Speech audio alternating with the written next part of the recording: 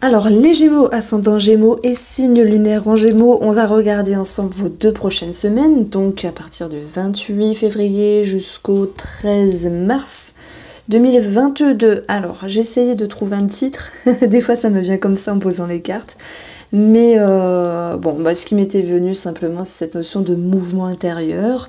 On peut parler d'un déménagement, il y a une quête d'être là au bon endroit, au bon moment. Alors c'est soit relationnel, mais aussi, bon, je dirais qu'il y a quelque chose avec la famille. Donc est-ce que ça concerne le cercle familial ou simplement votre intérieur? Alors de toute manière ici, vous avez ce 10 de coupe magnifique, c'est votre tendance, la joie, l'abondance, le bonheur, le bien-être, de bonnes nouvelles par rapport aux enfants. C'est cette notion d'aboutissement et de bien-être. C'est une carte vraiment très positive qui vous amène la joie et le bonheur. Alors, je pense que cet état d'être-là vous motive à changer certaines choses, à vous libérer de certaines choses dans votre vie et à aller à la bataille de façon positive pour créer d'autres choses. Le petit hic, alors ça peut bien sûr nous parler d'un rapport à l'étranger, donc possiblement un voyage, pour d'autres une personne étrangère, et puis le chevalier de bâton, c'est un déménagement. Quoi qu'il en soit, ce chevalier, il part à la conquête de quelque chose dont vous avez envie, parce que vous avez cette énergie qui vous propulse vers l'avant. Voilà, j'ai trouvé mon titre, propulsion de l'avant. Mais vous restez un petit peu sur vos acquis. Alors, j'ai envie de certaines choses, mais je fais un pas en arrière. J'ai des projets. Alors, je dis je, mais c'est vous. Je suis pas du tout Gémeaux. Est-ce qu'on peut parler d'économie? Oui. On peut parler de se sécuriser aussi. On peut parler également de rester sur ses acquis. En tout cas, ça ne sera pas suffisant ici pour vous dire je bloque, je mets les cadenas et je n'avance pas. Pourquoi? Parce que dans votre intérieur, au plus profond de vous, eh bien, il y a cette roue de la fortune. Là, ça me fait penser à quelque chose que j'ai vécu, je vous expliquerai après. Et cette roue la fortune, elle vous dit basta. Même si vous avez des peurs, même si vous économisez, vous restez sur vos acquis, il y a quelque chose qui vous propulse ici de l'avant, comme un coup de pied de l'univers, quelque chose qui pourrait vous aider, un coup du destin, quelque chose vraiment qui vous dit non, voilà, c'est devant toi et t'y vas maintenant, tu ne peux plus reculer. Donc vous tutoie pas, mais je me mets à la place de l'univers ou de cette petite voix qui peut vous parler de l'intérieur. Alors, ici, moi je pense que financièrement, on a des bonnes nouvelles, mais il va falloir quand même être patient. Alors, je commence par le financier finalement avec vous, les Gémeaux. Vous avez ce 7 de denier. Patience, attendre le temps qui agit comme un allié et non comme un ennemi. Attendre pour avoir la récompense, faire fructifier pour pouvoir récolter. Et ça, il y a quelque chose de bon augure puisque cette roue, elle vient un petit peu vous dire, voilà, les choses se mettent en place. Mais bien sûr, il peut y avoir une certaine confusion, des choses à régulariser par rapport à l'État, la France, par rapport aux personnes assermentées.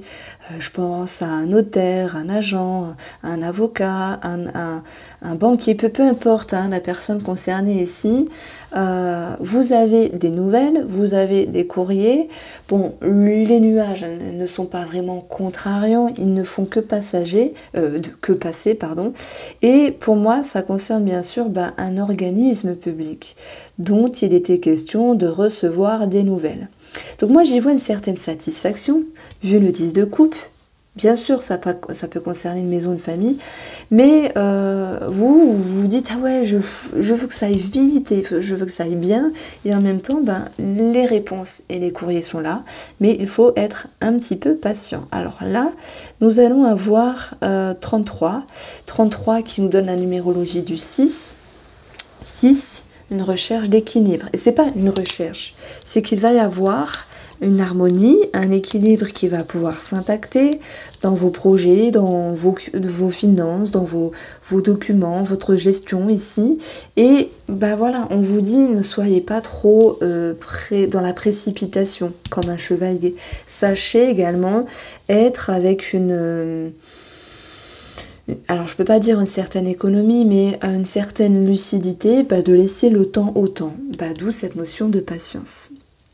Alors, on poursuit ici avec le domaine professionnel ou vos activités. Parce qu'il y a des gens qui me demandent, et moi je suis retraitée, je me mets où dans tout ça? Eh bien, dans cette carte-là, le travail ou les activités, il y a cette notion de perdition. Alors, est-ce que c'est mal? Est-ce que c'est bien? Il y a des cartes, beaucoup de cartes, pas toutes quasiment, qui ont des significations positives et négatives. Alors je dis quasiment, mais c'est toutes, parce que parfois en fait ça change pas trop. Cette carte-là, lorsqu'elle est positive, elle vient vous dire, vous avez un champ des possibles, vous avez plusieurs possibilités devant vous qui sont plutôt favorables, parce que ça va vous permettre vraiment de regarder si telle ou telle chose dans vos activités ou dans le professionnel vous correspond, vous attire le mieux. Donc avoir un champ des possibles, c'est très agréable lorsqu'on attend cela, lorsqu'on veut plusieurs possibilités. Alors, ça peut être aussi au niveau relationnel, dans le travail ou au niveau de vos activités, s'il y a des gens qui sont concernés. Cette carte-là, elle peut être négative s'il y a une certaine perdition. N'oubliez pas que vous allez aller chercher quelque chose dans vos 2 prochaines semaines et que même si vous restez sur vos acquis, il y a un coup de chance de l'univers, quelque chose qui se décante. On retrouve ici l'idée d'être perdu, pour le côté un petit peu plus désagréable. Nous avons une certaine pénibilité, soit dans le travail, soit sur vos activités, soit avec une personne qui vous entoure, ça peut être aussi de la colère, des choses qui se répètent. Et vous allez ici, avec la maison, réussir à retrouver une certaine stabilité. Si j'additionne le 18 et le 4, j'ai 22. 22 nous donne 4, donc cette notion de stabilité, qu'il faudra ici retrouver après un blocage. Je pense que relationnellement, dans le cadre de vos activités ou du travail, par rapport à une personne, il y a des choses qui vous titillent la tête, qui vous énervent, mais vous allez réussir à remettre de l'ordre.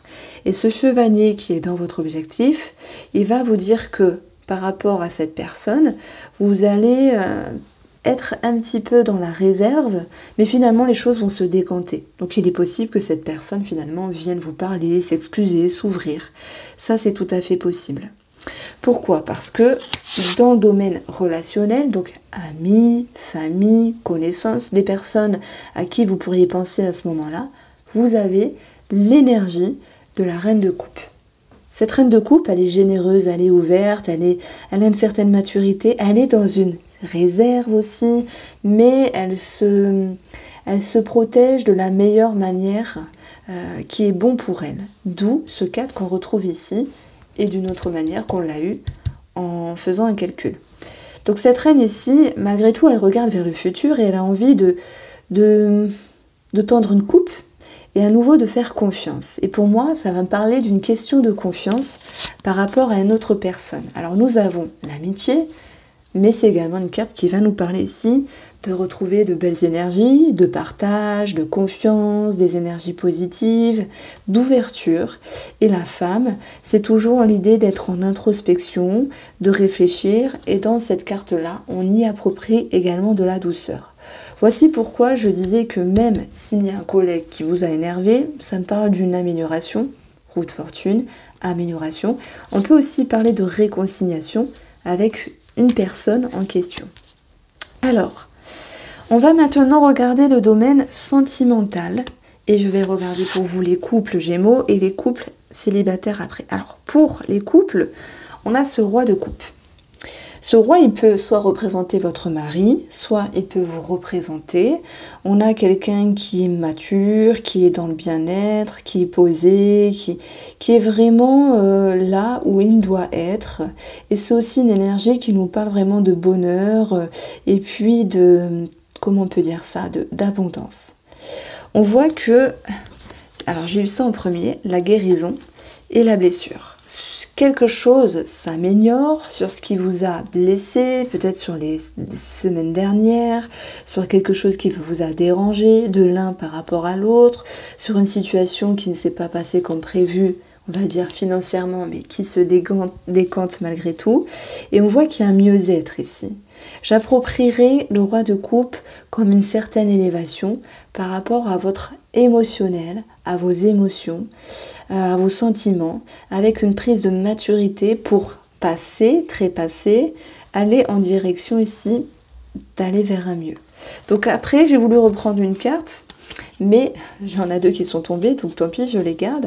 Et on voit que l'homme en question dans cette relation, ou vous, êtes dans cette notion de changement. Donc les blessures sont en lien avec le changement. C'est-à-dire que vous allez aller vers un mieux-être.